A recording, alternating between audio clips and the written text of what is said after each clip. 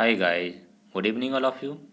आज हम इस वीडियो में एक महत्वपूर्ण जानकारी लेकर के आए हैं उनके लिए जिन्होंने यूपीपीसीएल जेई इलेक्ट्रिकल में डॉक्यूमेंट वेरिफिकेशन कराया है और उसके बाद उनका एक कट ऑफ जारी होगा, एक लिस्ट जारी होगी, ये कैंडिडेट सेलेक्ट हुए हैं। उसके बाद जब आपका कट ऑफ जारी हो जाएगा और लिस्ट जारी हो जाएगी, उसके बाद आपकी ज्वाइनिंग कैसे होनी है ये मैंने पहले पिछली वीडियो में बता दिया है कि ज्वाइनिंग के लिए आपको प्रोसेस और स्टेप क्या क्या हैं। जैसा मैं आपको थोड़ा शॉर्ट में बता दूं कि जैसे आपका आ गया सिलेक्शन लिस्ट कि आपकी ये लिस्ट आई है, इसमें इतने बच्चे या कैंडिडेट सेलेक्ट हुए हैं। इसके बाद आपका डिस्कॉम अलॉटमेंट होगा और जैसे ही डिस्कॉम अलॉटमेंट हो जाएगा, आपके 6 टोटल डिस्कॉम हैं, ये मैंने पिछली वीडियो में बताया था कौन कौन से डिस्कॉम आपको मिल सकते हैं। और जैसे ही डिस्कॉम आपको अलॉट होगा, डिस्कॉम के बाद फिर आपको जोन अलॉटमेंट होगा और जोन जैसे ही अलॉटमेंट हो जाएगा तो जोन के बाद आपको सर्किल अलॉटमेंट होगी और सर्किल जैसे ही अलॉटमेंट हो जाएगी फिर आपको डिवीजन अलॉटमेंट होगा और डिवीजन अलॉटमेंट हो जाएगी। उसके बाद फिर आपको मिलेगी ज्वाइनिंग। ज्वाइनिंग का मतलब आपको सब स्टेशन अलॉट किया जाएगा, आपके साथ आपके लिए फिर ज्वाइनिंग लेटर दिया जाएगा। वो ज्वाइनिंग लेटर चाहे मेल से आए चाहे डाक से आए, और वो आपके पास एक वो है ऑप्शन कैसे वो भेजते हैं। उनके पास एक ऑप्शन है मेल से भेजें या बाई डाक से भेजें। ज़्यादातर लोग डाक से भेजते हैं और मेल से भी, या ऑनलाइन पोर्टल से ऑफिशियल वेब पोर्टल से भी ज्वाइनिंग लेटर डाउनलोड किए जा सकते हैं। ऐसा भी सिस्टम हो सकता है। तो चलते हैं, हम जानकारी देना चाहेंगे आपको कि ज्वाइनिंग के समय जब आपका जो है ज्वाइनिंग लेटर आपके पास पहुंच जाएगा, उसके बाद आपको क्या क्या प्रपत्र लाने हैं ज्वाइनिंग के समय। वो प्रपत्र आप पहले से तैयार कर लेंगे तो आपको ज्वाइनिंग लेने में समस्या नहीं आएगी और ना ही आपको ज़्यादा समय लगेगा। जितना जल्दी आप ज्वाइन कर लेंगे उतना अच्छा आपको रहेगा, आपका फ़ायदा भी होगा उसमें। जितने दिन पहले ज्वाइन कर लेंगे उतने दिन की सैलरी एक्स्ट्रा मिलेगी आपको। और चलते हैं, आपको वो सारे प्रारूप दिखाते हैं कि ज्वाइनिंग के समय आपको क्या क्या प्रारूप लाने हैं या आपको पहले से कलेक्ट करने हैं। ठीक है, जैसा कि आप देख पा रहे होंगे, Uttar Pradesh power corporation limited की तरफ से एक लेटर जारी हुआ था। ये पुरानी वैकेंसी का मॉडल नियुक्ति पत्र है, तो आप उसी के आधार पर अपना जो है अनुमान लगा सकते हैं। और देख पा रहे होंगे सहायक अभियंता प्रशिक्षु इलेक्ट्रिकल के पद पर नियुक्ति प्रदान किए जाने के संबंध में। तो इससे आप अनुमान लगा सकते हैं कि आपको क्या क्या डॉक्यूमेंट लेके जाने हैं। आप इस चीज़ पर गौर ना करिए कि ये क्या दे रखा है उन्होंने इस जगह पर। केवल और केवल आप यहाँ पर आ जाइए कि प्रपत्र या प्रमाण पत्र कौन कौन से चाहिए आपको। जो जेई इलेक्ट्रिकल वाले हैं कैंडिडेट जिनका सिलेक्शन वो हुआ है या होगा, पहचान पत्र तथा निवास प्रमाण पत्र की मूल प्रति एवं सत्यापित प्रति, यानी कि उनका जो पहचान पत्र है या आईडी कार्ड है कोई भी, जैसे आधार कार्ड है, वोटर कार्ड है, पैन कार्ड है इत्यादि जो भी हों जिनमें आपको पहचान पत्र के लिए जो आइडेंटिटी कार्ड होते हैं, और आपका निवास प्रमाण पत्र जो होता है, निवास प्रमाण पत्र आप तहसील से बनवा लीजिए या आपके पास होगा, कि मूल प्रति एवं एक छाया प्रति सत्यापित प्रति कहते हैं, जैसे यानी कि 2 कॉपी करके उस पर अपने सेल्फ अटेस्टेड या किसी के द्वारा अटेस्टेड करवानी है जैसे कहा हो। तो सत्यापित प्रति का मतलब है कि सेल्फ अटेस्ट नहीं मांगिए, किसी रजिस्टर्ड अधिकारी हो उससे आप उसे सत्यापित करा लें।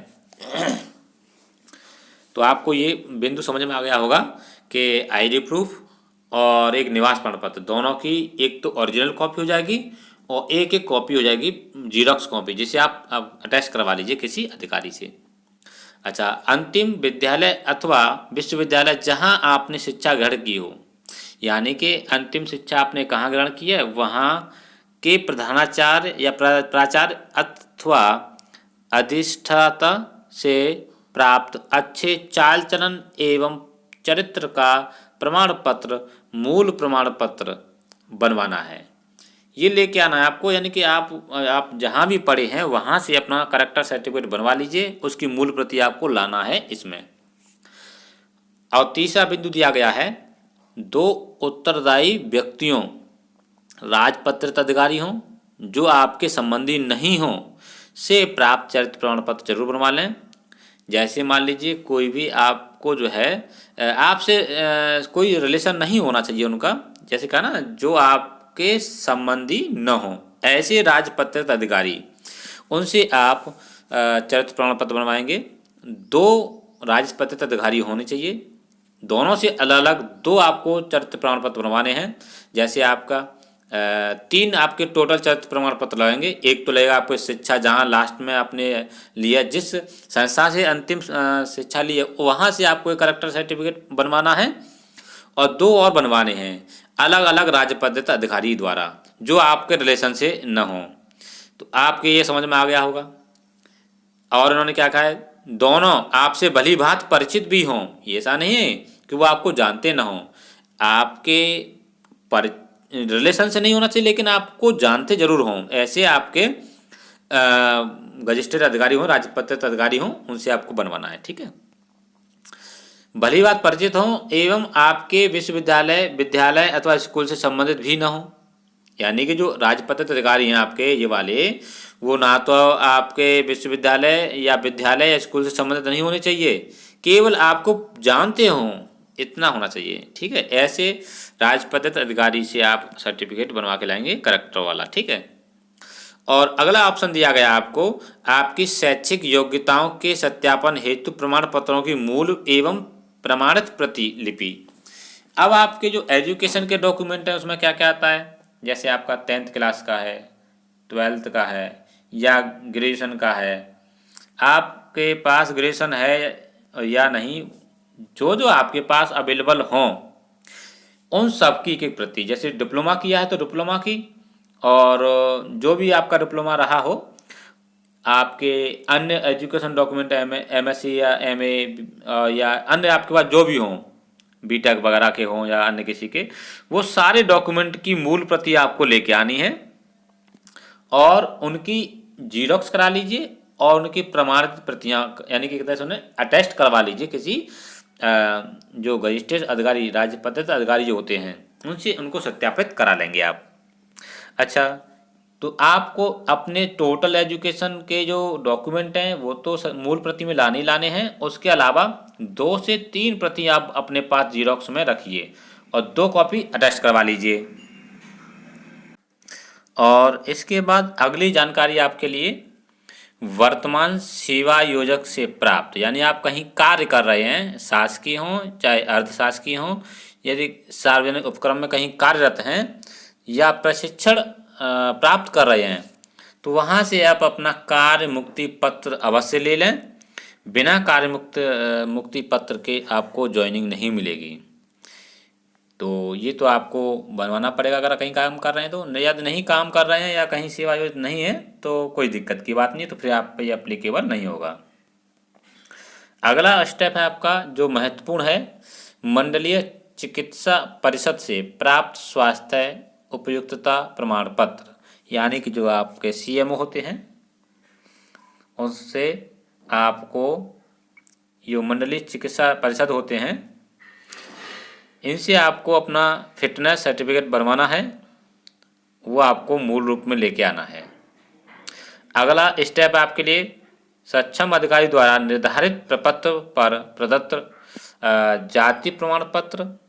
जैसा कि आपने जब फॉर्म अप्लाई किया होगा तो अपना जाति प्रमाण पत्र अवश्य लगाया होगा, तो उसके लिए आपको एक कैटेगरी सर्टिफिकेट लेके आना पड़ेगा और उसकी मूल प्रति आपको लेके आनी है। जो आपका जाति प्रमाण पत्र है उसकी मूल प्रति आपको लेके आनी है। अगला देखिए, घोषणा पत्र अब कौन कौन से लगेंगे, ये तो आपके डिटेल्स हो गए। अब घोषणा पत्रों की ओर चलते हैं कि कौन कौन से आपके घोषणा पत्र इसमें मांगे जाते हैं। जैसा कि आप देख पा रहे होंगे, समस्त आपकी टोटल जो भी है चल अचल संपत्ति आप द्वारा अथवा आप पर निर्भर आपके परिवार के सदस्यों द्वारा स्वामित्व अथवा अधिग्रहित संपत्ति को सम्मिलित करते हुए इस प्रकार की संपत्ति का पूर्ण एवं सही विवरण परिशिष्ट कक्ष में निर्धारित प्रपत्र पर दिया जाएगा। यानी कि आपको चल संपत्ति का प्रमाण पत्र भी देना है और अचल संपत्ति का प्रमाण पत्र भी देना है। घोषणा पत्र है, प्रमाण पत्र नहीं बोलेंगे इसे आपको केवल उस पर घोषणा करनी है। अच्छा, उसके बाद Uttar Pradesh power corporation limited के प्रति निष्ठा एवं विश्वसनीय सेवा से संबंधित घोषणा पत्र आपको देना होगा। वो उसमें आपको इनके सारे प्रारूप में आपको दिखाऊंगा, पहले आप इसमें देख लीजिए आपको क्या क्या करना है। ठीक है, अगला देखिए, इन्होंने दिया है कि राजनीतिक दलों से संबद्धता या असंबद्धता संबंधी घोषणा पत्र आपको देना पड़ेगा कि आप किसी राजनीतिक दल से संबंध रखते हैं या नहीं रखते हैं, इसकी घोषणा करनी है आपको। अगला स्टेप है शासकीय अर्धशासकीय संस्था अथवा उपक्रम में कार्यरत न होने अथवा कार्यरत होने के संबंध में घोषणा पत्र आपको देना पड़ेगा कि आप कहीं कार्यरत नहीं हैं, इसकी घोषणा देनी है, और यदि हैं तो हम यहाँ कार्य कर रहे हैं, इसकी घोषणा देनी पड़ेगी आपको। यानी कि आप कार्य कर रहे हैं या नहीं कर रहे हैं, उसकी घोषणा आपको करनी पड़ेगी। अच्छा, इसके बाद अगला स्टेप आता है आपका एक से अधिक जीवित पत्नी न होने के संबंध में। यदि आप अनमैरिड हैं तो इसमें आप अनमैरिड का एक लगा देंगे, मैं शादीशुदा नहीं हूँ, उसका घोषणा पत्र लग जाएगा। शादीशुदा हैं तो उसमें आप लिखेंगे कि मेरी केवल और केवल एक बीवी जीवित है या एक पत्नी जीवित है, तो उसमें आप ये घोषणा करेंगे। अगला ऑप्शन देखिए आपका क्या है। Uttar Pradesh power corporation limited में कार्यरत किसी व्यक्ति का आपके संबंधी होने अथवा अन्यथा के संबंध में ये आपको घोषणा पत्र भरना है। तो इसका भी हम दिखा देंगे कि आपके कोई सगे संबंधी तो नहीं है यूपीपीसीएल में, उसका घोषणा पत्र। आपके ऋण मुक्त होने के संबंध में आप पे कोई भी आपका जैसे कहते हैं ना बैंक का कोई लोन नहीं है या किसी का अन्य प्रकार का कर्ज नहीं किसी का, उसका एक सर्टिफिकेट एक मान लीजिए घोषणा पत्र होगा, उस घोषणा पत्र को आप भरेंगे। और चरित्र एवं पूर्वव्रत सत्यापन प्रपत्र 4 प्रतियों में निर्धारित प्रपत्र पर सेट 4, यानी कि हम इसके बारे में आपको दिखा देंगे, वो आप 4 प्रतियों में आप भरेंगे उसे। आगे चलते हैं, जो बंद प्रपत्र होता है उसकी क्या कंडीशन रहती है। सबसे मेन मुद्दा यही होता है, जेई की जो वैकेंसी आती है उसमें सब लोग कन्फ्यूजन में रहते हैं कि इसमें हमें क्या करना पड़ेगा। जैसा कि आप देख पा रहे हैं, बंद पत्र का निष्पादन किसी प्रथम श्रेणी के मजिस्ट्रेट के सम्मुख किया जाना चाहिए। सेवा अनुबंध पत्र आपके द्वारा एवं नियुक्ति पत्र के साथ संलग्न सेवा शर्तों में मद संख्या 4 में वर्णित व्यक्ति प्रतिभु द्वारा संयुक्त रूप से प्रत्येक पन्ने पर किए गए हस्ताक्षर मजिस्ट्रेट द्वारा न्यायालय की मुहर सहित सत्यापित किए जाने चाहिए। निष्पादित सेवा अनुबंध पत्र के अभाव में आपको कार्य ग्रहण करने की अनुमति नहीं दी जाएगी। संलग्न सेवा शर्तों के मद संख्या 4 के अनुसार हैसियत प्रमाण पत्र संलग्न न होने की दिशा में बंद पत्र स्वीकार नहीं किया जाएगा। बंद पत्र के निष्पादन हेतु निर्धारित प्रपत्र निर्देशों सहित परिशिष्ट च के रूप संलग्न है। बंद पत्र नॉन ट्रांसफरेबल होगा।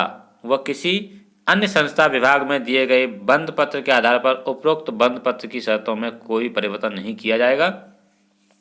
नियुक्ति संबंधी संलग्न सेवा शर्तें यदि आपको स्वीकार हैं तो आप विद्युत प्रशिक्षण संस्थान सरोजनी नगर कानपुर रोड लखनऊ में दिनांक 2, 3 व 4 अप्रैल 2019 को प्रातः 10 बजे अभिलेखों प्रमाणपत्रों के सत्यापन हेतु उपस्थित हों। यानी कि ये पुराना वो है डेट वाला, इस पे आप गौर ना करिए और आपको कार्यभार ग्रहण करने की अनुमति नहीं दी जाएगी। तो ये चीज़ आप छोड़ दीजिए, इससे कोई मतलब नहीं आपका, ठीक है। अगला देखिए बिंदु क्या है आपके लिए। यदि आप उक्त निर्धारित तिथि में वांछित अभिलेखों प्रमाण पत्रों के साथ सत्यापन कराने हेतु उपस्थित नहीं होते हैं तो यह नियुक्ति प्रस्ताव स्वतः ही निरस्त हो जाएगी। सहायक अभियंता के रूप में आपकी नियुक्ति पूर्णतया अस्थायी है एवं किसी भी समय बिना किसी पूर्व सूचना के समाप्त की जा सकती है। आरक्षित श्रेणी के अभ्यर्थियों के लिए यह अस्थायी नियुक्ति अनुसूचित जाति, अनुसूचित जनजाति, अन्य पिछड़ा वर्ग, स्वतंत्रता संग्राम सेनानी के उपलब्ध कराए गए प्रमाण पत्रों के सक्षम अधिकारी द्वारा सत्यापित या सत्यापन के प्रतिबंधाधीन होगी। यानी जो कैटेगरी सर्टिफिकेट देंगे उसी के अधीन आपकी जो है कैटेगरी में नियुक्ति होगी। भविष्य में आप द्वारा प्रस्तुत कोई भी अभिलेख अथवा प्रमाण पत्र यदि फर्जी या कूट रचित पाए जाते हैं तो आपकी सेवाएं बिना कोई कारण बताए तत्काल समाप्त कर दी जाएगी और इस हेतु आपके विरुद्ध भारतीय दंड संहिता के अंतर्गत कार्रवाई बिना किसी पूर्वाग्रह के की जाएगी।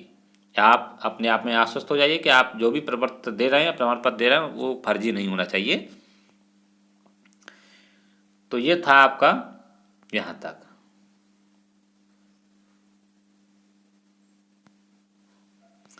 ये अन्य किसी के लिए है, इससे आपको मतलब नहीं है। चलते हैं अब यहाँ से देखेंगे आपके लिए थोड़ा सा, ये देखिए महत्वपूर्ण जानकारी है। Uttar Pradesh power corporation limited में सहायक अभियंता प्रशिक्षु पद पर नियुक्ति की सेवा शर्तें क्या क्या रहेंगी आपकी।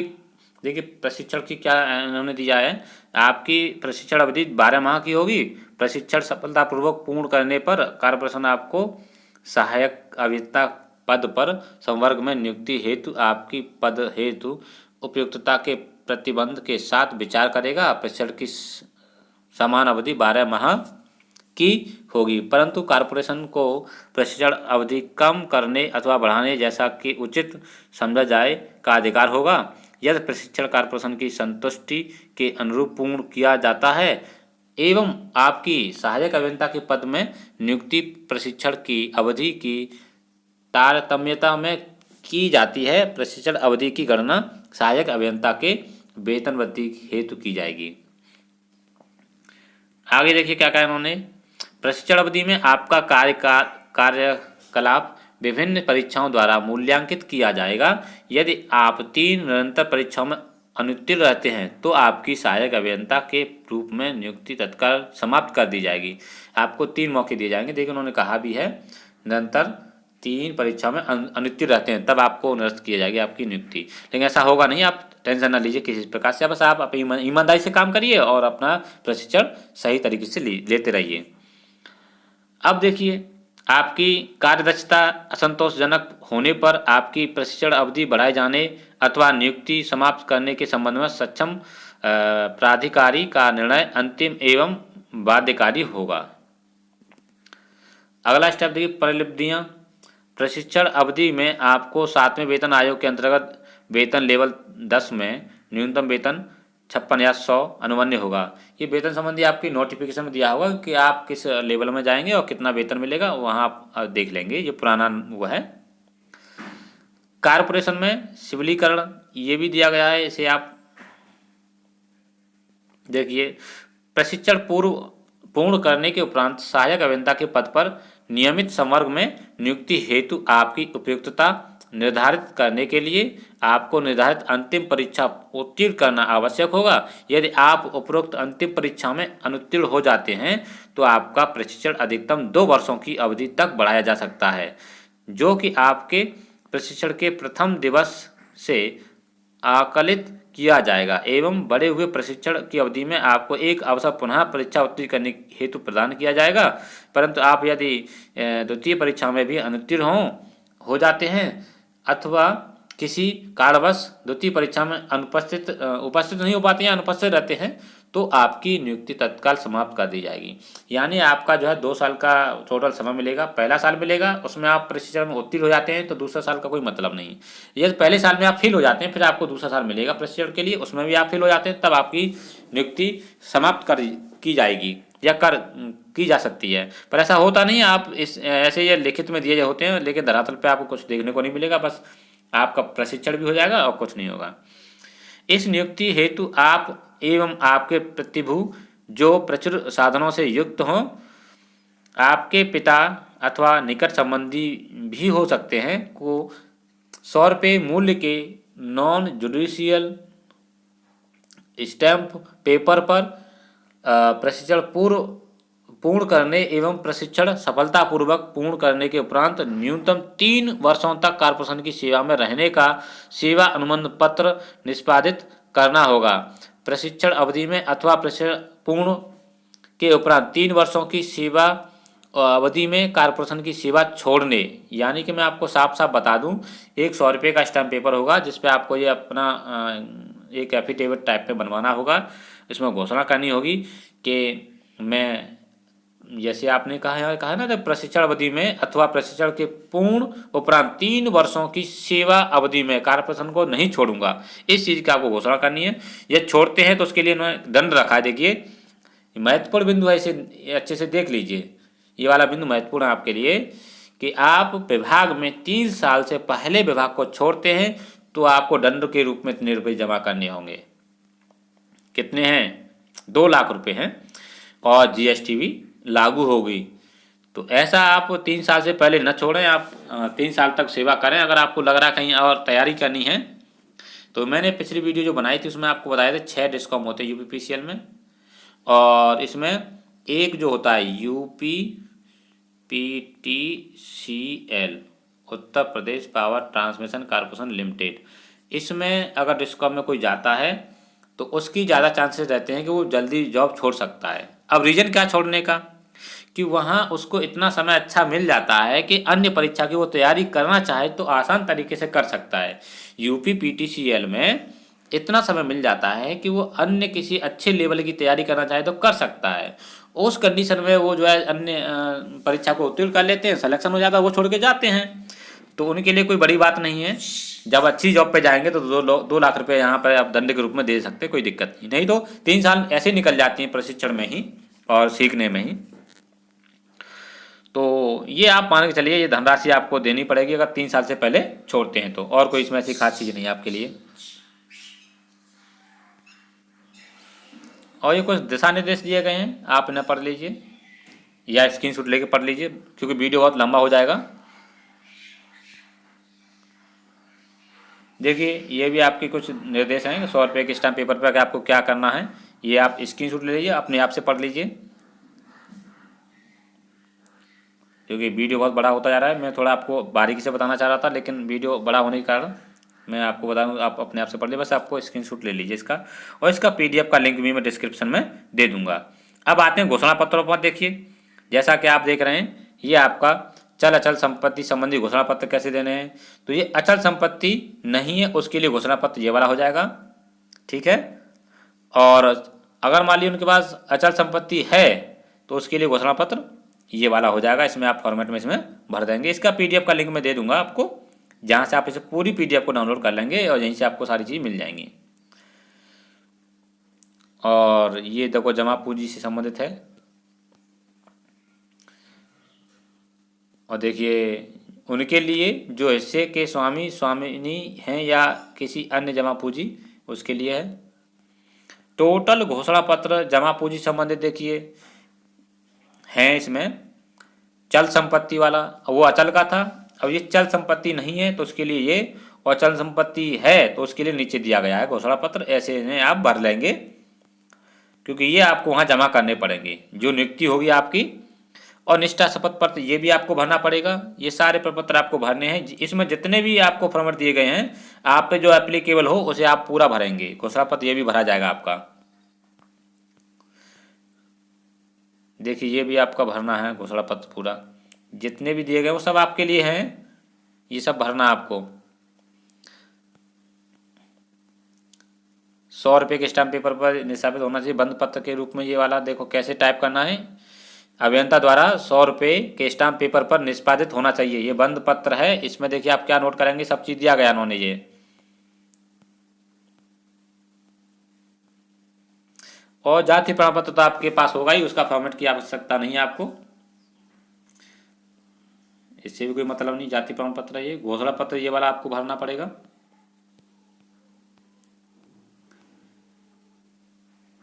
और ये आपको भरना पड़ेगा कि इसमें फ़ोटो लगाना पड़ेगा आपको यहाँ पर अपना, और बाद बाकी डिटेल आपको पूरा भरना इसमें अपना। यहाँ दिया गया होगा कितनी प्रतियों में, देख लीजिए इसे।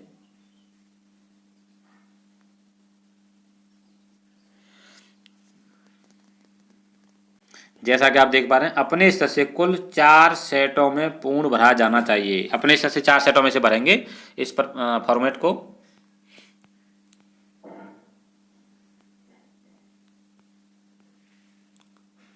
पिछले 5 वर्षों में पते एड्रेस आपके,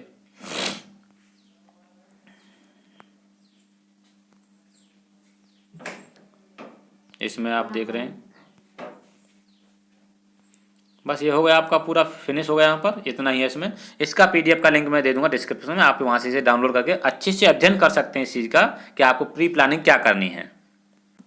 तो इस वीडियो में मैंने आपको पूरी जानकारी दी कि आपके ज्वाइनिंग का प्रोसेस क्या रहेगा, क्या क्या डॉक्यूमेंट लगेंगे, कितने घोषणा पत्र लगेंगे, कितने आपके जो है एफिडेविट लगेंगे, क्या लगेगा, बंद पत्र में कैसे क्या करना है, वो सारी जानकारी आपको इसमें मिल गई होगी। और इसका पीडीएफ का लिंक मैं दे दूंगा डिस्क्रिप्शन में, आप वहाँ से इसे डाउनलोड कर पाएंगे। यदि वीडियो अच्छा लगा हो तो वीडियो को लाइक अवश्य करें और अपने सभी मित्रों को शेयर कर दीजिए, जिससे उनको भी जानकारी मिल जाए कि उनका जो है डॉक्यूमेंट क्या क्या लगेगा। यदि आपने हमारे चैनल को सब्सक्राइब नहीं किया है तो चैनल को सब्सक्राइब जरूर कर लीजिए, जिससे आने वाली वीडियो का नोटिफिकेशन आपको मिल जाए। मिलते हैं नेक्स्ट वीडियो में, तब तक बने रहिए हमारे यूट्यूब चैनल पर। Thanks for watching this video.